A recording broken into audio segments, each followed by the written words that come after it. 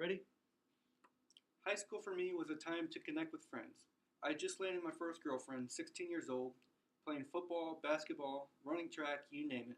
I kept myself busy from sunup to sundown, on the football field, in the weight room, hanging out with my friends, anything except for reading and homework. I was able to keep my grades up nonetheless, but I wasn't necessarily fully focused. So basically, just like any other high school student. I was always waiting for class to end, looking at the clock, trying to keep myself awake, typical jock waiting for practice to start. Young kids these days are so focused on their iPhones, laptops, video games. Who has time to read? Reading's for nerds. Once I got to college, I roomed with a political science major, and he was always reading. One afternoon, he took me down to Barnes& and Noble and made me buy 3 or 4 books. And one specific book that changed my mind about reading was Lone Survivor. Now, it's a blockbuster movie, but before the movie was a book written by Marcus Luttrell, and I did read the book before I saw the movie. I opened it up and could not put it down. I read it in about maybe 18 hours. It was emotional, it was moving, and I'm pretty sure I shed a few tears. Yeah, I did. I did shed a few tears. So once I got finished reading that, I thought, what else is there out there for me to read? I purchased a Kindle, and I haven't looked back. I think Americans and people in general are spending too much money watching television, playing video games, scrolling through social media. We don't spend enough time reading books. Let me tell you some of the benefits from reading. So lately I've been more and more interested in historical biographies. One specific I'm reading is about James Madison, written by Lynn Cheney. So I'm going to read a few more about George Washington and Alexander Hamilton, but reading these biographies has helped me learn more about founding fathers. With regards to public education, they only really just touch the surface with history. Diving into a book like this, I get a better understanding of the life of President Madison and a better understanding, really, of some of the early events of our republic. Reading can educate you.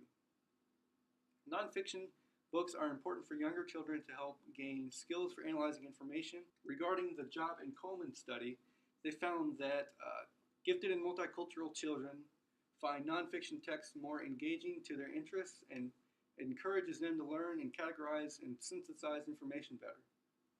There was an email that went viral sent by General Mattis, who is now the Secretary of Defense. He received an email from one of his field commanders who asked just simply how to find time reading. General Mattis owns a library of over 5,000 books, so he always has time reading. He went on to tell the commander about how without reading, you're learning the hard way, through experience.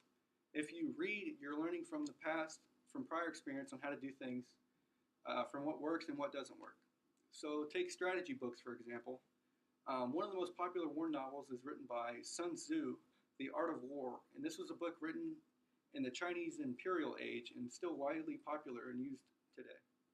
Reading can also enhance your imagination and creativity. J.R.R. Tolkien and J.K. Rowling are experts in this field. Harry Potter and The Lord of the Rings have been huge hits with readers in the past. These help develop the imagination by putting yourself in the world of fiction through the eyes of Harry Potter or whoever the main character is. So, more than creativity and knowledge, reading can be a stress reliever in many ways. According to a study from the University of Sussex in UK, 68% of your daily stress is relieved through reading. Whether it's a newspaper, a magazine, or a book, 6 minutes of reading a day is all you need to remove and clear your head from stress that is building up from work, from your family, or whatever the stress is coming from.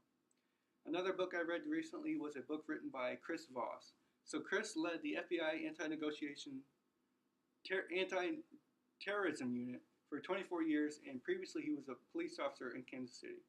The book was about negotiating and how to enhance your negotiating skills. So now, to be fair, the book was more geared toward getting out of a hostage situation, but he also gave some good pointers about how to negotiate a new contract at work or even a job interview, which gives me a chance to transition to my next topic, finding a good job. So with knowledge and creativity, you can find books out there to learn, whether it's how to kill a job interview, negotiate a contract, or even learn a thing or two about specific job requirements to enhance your skill set. So I've hit educational benefits, imagination, stress, finding a good job. My last topic is just fundamentals. Reading is important for simple function in today's society. Currently, I'm living in Italy, and it's extremely hard to just read a restaurant menu or traffic signs on the streets.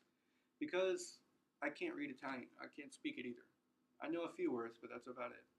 Luckily, most of the nationals actually speak better English than I do, so I don't really have to worry about it. But simple tasks like reading the label on a medicine bottle or reading instructions can be very difficult. Reading can help you discover new things, develop a wider, broader imagination, gives you more of a creative side. So, to conclude, reading can help you relieve stress, develop your imagination, learn new things about history or different war battles, is which specifically what I like to read about. We spend way too much time, especially the younger generation, just glued to the video game system, watching the Super Bowl, which is coming up. We need to spend more time and energy reading books. One of my favorite movies, and I'll relate this back to reading, is Good Will Hunting. So if you take a look at Will, the main character played by Matt Damon, he grew up in foster care, different foster care families. Never really went to public schools or had any kind of formal education. But along with the photographic memory, which he was blessed to have, Will dedicated himself to learning, reading books, learning how to do math, physics, chemistry, calculus, and he did this on 50 cents in late charges at the public library. So the moral of the argument, 50 cents is all you need to learn as much as Will Hunting did. No, just kidding. Not really. But try to set a goal. My goal is one book per month, 12 books a year, which doesn't seem like a lot, but last year I did not hit the goal. The year before that, I think I passed it by 3 or 4 books. Maybe if you just start with 6 books a year, or even just start with one. Carve out some time at the end of the day to read a novel. Just read up on some of the latest news, maybe a magazine or a newspaper or anything like that. Maybe an audio book.